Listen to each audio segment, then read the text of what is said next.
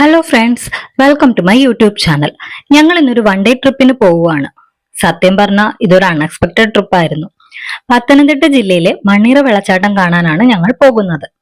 വനംവകുപ്പിന്റെ അടവി eco tourism പദ്ധതിയുടെ ഭാഗമായ കൊട്ടവഞ്ചി സവാരി കേന്ദ്രത്തിൽ നിന്നും 2 കിലോമീറ്റർ യാത്ര ചെയ്താൽ തണ്ണിത്തോട് ഗ്രാമപഞ്ചായത്തിൽപ്പെട്ട വെള്ളച്ചാട്ടത്തിൽ എത്താം. വനങ്ങളാൽ ചുറ്റപ്പെട്ട മലയോര കുടിയേറ്റ ഗ്രാമമാണ് തണ്ണിത്തോട് ഗ്രാമപഞ്ചായത്ത്. പോകുന്ന വഴിയിലെ റോഡിന് ഇരുവശവും ആകാശത്തോളം തലയുയർത്തി നിൽക്കുന്ന മരക്കൂട്ടങ്ങളും മലകളുമൊക്കെ ആസ്വദിച്ച് ഞങ്ങൾ മണ്ണീറ വെള്ളച്ചാട്ടത്തിൽ എത്തി. കോന്നി റിസർവ് ഫോറസ്റ്റിൽ നിന്ന് ഉത്ഭവിച്ച് ജനവാസ മേഖലയിലേക്ക് ഒഴുകിയെത്തുന്ന വെള്ളച്ചാട്ടമാണിത്. ഇത് ചെന്ന് ചേരുന്നതോ കല്ലാറിലുമാണ്. ഇതിന്റെ സമീപം വരെ വാഹനം എത്തുന്നത് ഏറെക്കുറെ സൗകര്യമാണ്.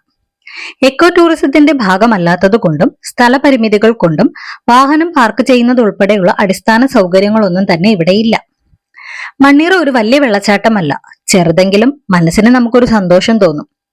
വേരുകൾ തഴുകി ഒഴുകുന്ന വനത്തിലെ കൊച്ചു കൊച്ചു നീരുറവുകൾ കൂടി ചേർത്ത് മണ്ണീറയിൽ എത്തുമ്പോൾ വെള്ളച്ചാട്ടമാകും. വലിയ വെള്ളച്ചാട്ടങ്ങളൊക്കെ സാധാരണ നമുക്ക് ദൂരെ നിന്നല്ലേ കാണാൻ സാധിക്കൂ. മണ്ണീറയിൽ വെള്ളച്ചാട്ടം അതിന്റെ സൗന്ദര്യം ഒട്ടും ചോർന്നു പോകാതെ അതിന്റെ അടുത്തു നിന്ന് തന്നെ ആസ്വദിക്കാൻ പറ്റും. ആഴം വളരെ കുറവായതിനാൽ അപകട സാധ്യതയും കുറവാണ്.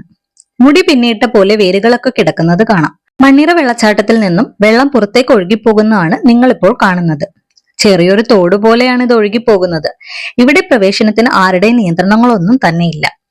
ടൂറിസം സാധ്യത ഏറെ ഉണ്ടെങ്കിലും പദ്ധതി ആവിഷ്കരിക്കാനോ നടപ്പാക്കാനോ പഞ്ചായത്തിനോ വനവകുപ്പിനോ കഴിഞ്ഞിട്ടില്ല. അടിസ്ഥാന സൗകര്യം ഉറപ്പാക്കിയാൽ മണ്ണീറയിലേക്ക് കൂടുതൽ ടൂറിസ്റ്റിനെ ആകർഷിക്കാൻ കഴിയും. അടവി വിസിറ്റ് ചെയ്യുന്നവർ മസ്റ്റ് ആയിട്ടും വരേണ്ട ഒരു പ്ലേസ് തന്നെയാണിത്.